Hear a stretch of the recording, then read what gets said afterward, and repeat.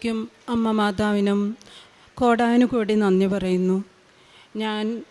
എൻ്റെ പേര് ഷൈല. ഞാൻ വടുതല, എറണാകുളം ജില്ലയിൽ വടുതല ദേശത്ത് നിന്ന് വരുന്നു. 17 നവംബർ മാസം 2022 ആദ്യമായിട്ട് ഉടമ്പടി എടുത്തത്. അന്ന് ഉടമ്പടി എടുത്ത് വീട്ടിൽ വന്നപ്പോൾ എൻ്റെ മോൾ എന്നോട് ചോദിച്ചു, അമ്മ എനിക്ക് വേണ്ടി എന്തെങ്കിലും പ്രാർത്ഥിച്ചോ? അപ്പം ഞാൻ പറഞ്ഞു, എൻ്റെ മോളെ, എനിക്ക് കുറേ കാര്യങ്ങൾ പറയാനുണ്ടായിരുന്നു. അപ്പോൾ നിൻ്റെ കാര്യം പറയാനായിട്ട് പറ്റിയില്ല, എന്നാലും അമ്മയുടെ പ്രാർത്ഥനയിൽ നീ ഉണ്ടാവും.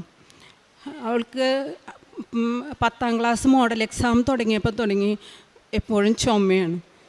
ചുമ എന്ന് പറയുമ്പം മരുന്ന് കഴിക്കുമ്പോൾ മാറും, പിന്നെ വീണ്ടും തുടങ്ങും. അങ്ങനെ ചുമ നമുക്ക് സഹിക്കാൻ പറ്റില്ല. അവസാനം ഈ ഉടമ്പടി എടുക്കുന്ന സമയത്ത് 6 മാസത്തോളം, ജൂൺ മാസം തുടങ്ങി ഡിസംബർ മാസം വരെ അവൾ ചുമച്ചുകൊണ്ടിരുന്നു. ചുമച്ച് അവൾക്ക് വയ്യാതാവുമായിരുന്നു. അവൾ എറണാകുളത്തുനിന്ന് ചാലക്കുടിയിൽ പോയിട്ടാണ് പഠിക്കണ്ടായിരുന്നത്.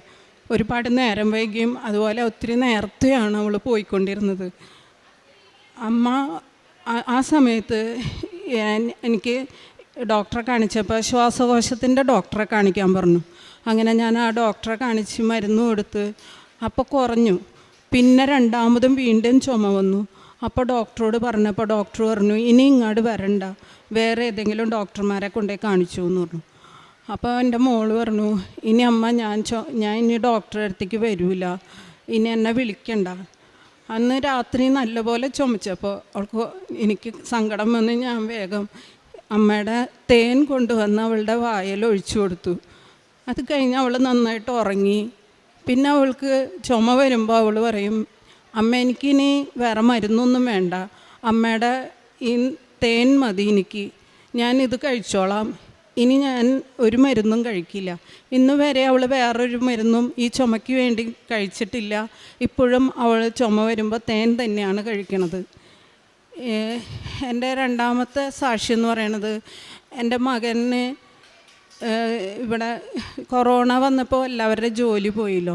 അങ്ങനെ ഇവൻ ദുബായിൽ പോയി ജോലി നോക്കാൻ. അങ്ങനെ ജോലി അവിടെ ശരിയാവാതെ അവിടെ നിന്ന് തിരിച്ചു വന്നു. അങ്ങനെ ഇരിക്കുമ്പോൾ ഞങ്ങളുടെ വീടാന്ന് വെച്ചാൽ 1 ബെഡ്റൂം വീടാണ്. 33 വയസ്സായി എൻ്റെ മകന്. അപ്പോൾ എല്ലാവരും എന്നോട് ചോദിക്കും, മകന് വിവാഹകാര്യം നോക്കണില്ലേന്ന്. ഒന്ന് ജോലിയില്ലാത്ത മകൻ, പിന്നെ 1 ബെഡ്റൂമായിട്ടുള്ളൊരു വീട്. എനിക്ക് എങ്ങനെ ജോലി നോക്കണമെന്ന് കല്യാണക്കാരെ എങ്ങനെ നോക്കണമെന്ന് ഒരു നിശ്ചയമില്ലായിരുന്നു. ഒരു വീട് പണിയാൻ അതിൻ്റെ റിനിവേഷന് വേണ്ട സാമ്പത്തികവും അപ്പം ഞങ്ങൾക്ക് ഉണ്ടായിരുന്നില്ല. അങ്ങനെ ഞാനിങ്ങനെ വിഷമിച്ച് അമ്മയോട് പറയുമായിരുന്നു, അമ്മ തന്നെ തീരുമാനം എടുക്കണം, അല്ലാണ്ട് എനിക്കിതിനൊരു മാർഗവും കാണാനില്ല എന്ന്. അങ്ങനെ ഒരു ദിവസം ഞങ്ങളുടെ വീട്ടിൽ പ്ലംബിങ് നടത്തുന്ന ഒരു ചേട്ടൻ വന്നിട്ട്, എൻ്റെ ഒരു കൂട്ടുകാരൻ്റെ മോളുണ്ട്, നിങ്ങൾക്ക് താല്പര്യമുണ്ടോ ഈ കാര്യത്തിനെന്ന് പറഞ്ഞു.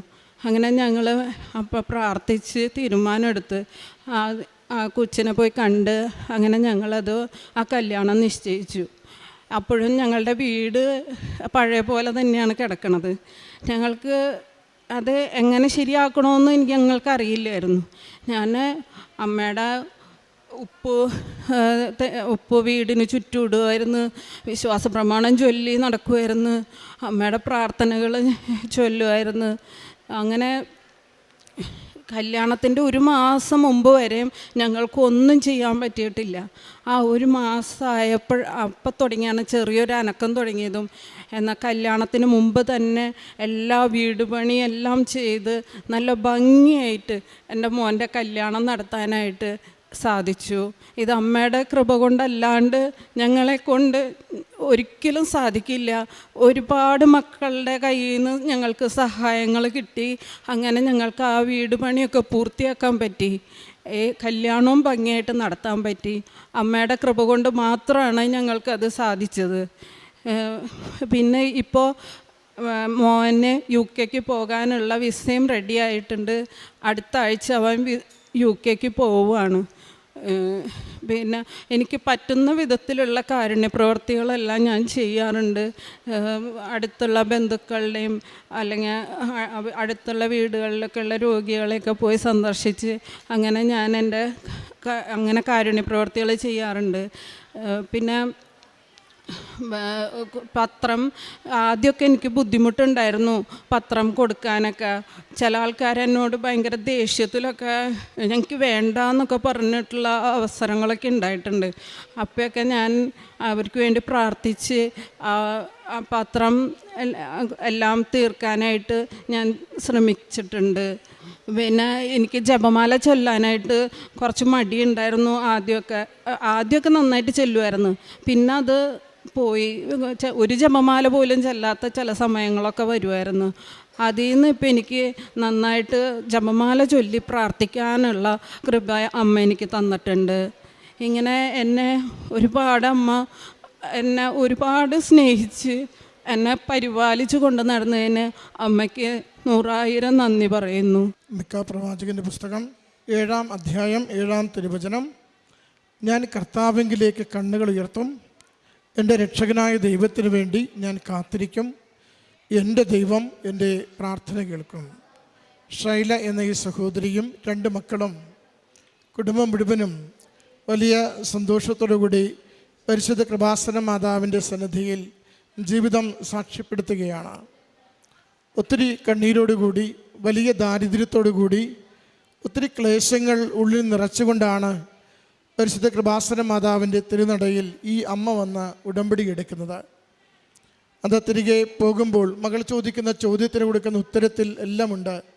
എൻ്റെ കാര്യങ്ങൾ എന്തെങ്കിലും എഴുതിയോ പ്രാർത്ഥിച്ചോ എന്ന് ചോദിക്കുമ്പോൾ എൻ്റെ തന്നെ കാര്യങ്ങൾ എഴുതി തീർക്കുവാൻ പറ്റിയില്ല, എൻ്റെ തന്നെ കാര്യങ്ങൾ മാതാവിൻ്റെ അടുത്ത് പറയാനുള്ള നേരം കിട്ടിയില്ല എന്ന് അമ്മ പറയുമ്പോൾ എന്തുമാത്രം ഉള്ളിലൂടെ കടല് തിരമാല ആർത്തിരമ്പുന്ന വിധത്തിൽ ജീവിതത്തിൻ്റെ ദുരിതങ്ങളുണ്ട് എന്ന് വാക്കുകളിൽ നിന്ന് വ്യക്തമാക്കുകയാണ്. എങ്കിലും അമ്മ ചേർത്ത് മോളോട് പറയുന്നുണ്ട്, എൻ്റെ പ്രാർത്ഥനകളിൽ നിൻ്റെ നിയോഗങ്ങളും ചേർത്ത് വെച്ച് മുന്നോട്ട് പോവുകയാണെന്ന്. നമ്മൾ മകളുടെ രോഗസൗഖ്യത്തെയാണ് ആദ്യം കണ്ടത്. സാക്ഷ്യപ്പെടുത്തുന്നത് അതാണ്. ഏറെ ക്ലേശാവസ്ഥയിൽ വിട്ടുമാറാത്ത ചുമ, ഒത്തിരി ഡോക്ടർമാരെ കണ്ട് ചികിത്സിച്ചിട്ടും സ്ഥിരമായി മാറാതെ ഒരിടത്തുനിന്ന് മറ്റൊരിടത്തേക്ക് ചികിത്സ മാറുന്നതല്ലാതെ പ്രയോജനമില്ലാത്ത അവസ്ഥയിൽ ഉടമ്പടി നേർച്ചവസ്തുവായ തേൻ ഉപയോഗിച്ചതിലൂടെ മകളുടെ ചുമ പൂർണ്ണമായി മാറുകയും എപ്പോഴെങ്കിലും പിന്നെ വന്നാൽ മറ്റൊരു മരുന്നും കഴിക്കാതെ നേർച്ചവസ്തുവായ തേൻ ഉപയോഗിച്ചുകൊണ്ട് മാത്രം സൗഖ്യത്തിലേക്ക് നിരന്തരം മാറുന്ന സാക്ഷ്യമാണ് സൂചിപ്പിച്ചത്. രണ്ടാമത്തത്, മകന് 33 വയസ്സായെങ്കിലും വിവാഹം ആലോചിക്കുവാൻ പോലും പറ്റാത്ത വിധം വീടിൻ്റെ ക്ലേശാവസ്ഥകളെയാണ് സൂചിപ്പിച്ചത്. ദാരിദ്ര്യം ഒരു വശത്ത്, വീടിൻ്റെ ശോചനീയാവസ്ഥ മറ്റൊന്ന്, ചെന്ന് ചോദിച്ചാൽ ജോലിയില്ലായ്മ മറ്റൊരു വിഷയം.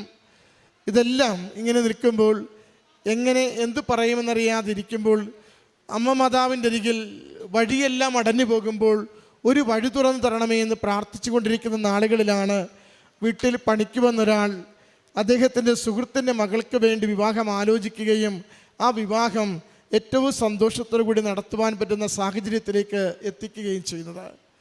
ഇത് കണ്ണീര് കാണുന്ന ദൈവം അമ്മയോട് ശരണപ്പെട്ട് പ്രാർത്ഥിക്കുന്ന നിമിഷങ്ങളിൽ നമുക്ക് തരുന്ന പ്രത്യേകമായ സഹായമാണ്.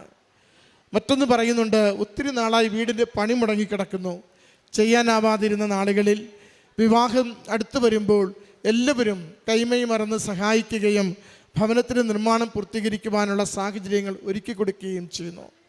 വിദേശത്ത് പോകുവാനുള്ള വഴികൾ തുറന്നുകൊടുത്ത് ആ കുടുംബത്തെ, മകൻ്റെ ജീവിതത്തെ സുരക്ഷിതമാക്കുന്നതും സാക്ഷ്യപ്പെടുത്തുകയാണ്.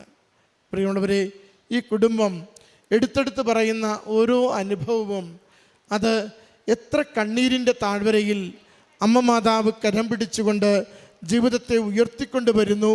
അമ്മയിൽ ശരണപ്പെട്ട് പ്രാർത്ഥിച്ചതൊന്നും ഒരു നിമിഷം പോലും പാഴായിട്ടില്ല എന്നതിൻ്റെ സാക്ഷ്യമാണ്. ഈ കുടുംബത്തിന് ലഭിച്ച ഈ വലിയ അനുഗ്രഹങ്ങളെ നമുക്ക് നന്ദിയോടുകൂടി ദൈവസന്നിധിയിൽ സമർപ്പിക്കാം. ഉടമ്പടി ജീവിതത്തിൽ സ്ഥിരതയോടും വിശ്വാസത്തോടും നിലകൊള്ളാം. നേർച്ച വസ്തുക്കൾ അത് ഫലദായകമാണെന്ന പ്രത്യാശയോടുകൂടി ഉപയോഗിക്കുവാൻ നമുക്ക് പരിശ്രമിക്കാം. അതുവഴി നാം സമർപ്പിച്ചിരിക്കുന്ന നമ്മുടെ നിയോഗങ്ങൾ ഈശോനാഥൻ പരിശുദ്ധമ്മ വഴി വേഗത്തിൽ നമുക്ക് അനുഗ്രഹമാക്കി നൽകുക തന്നെ ചെയ്യും. കരഘോഷത്തോടുകൂടി ഈ കുടുംബത്തിൻ്റെ സാക്ഷ്യം ദൈവസന്നിധിയിൽ പരിശുദ്ധമ്മ വഴി നമുക്ക് സമർപ്പിക്കാം.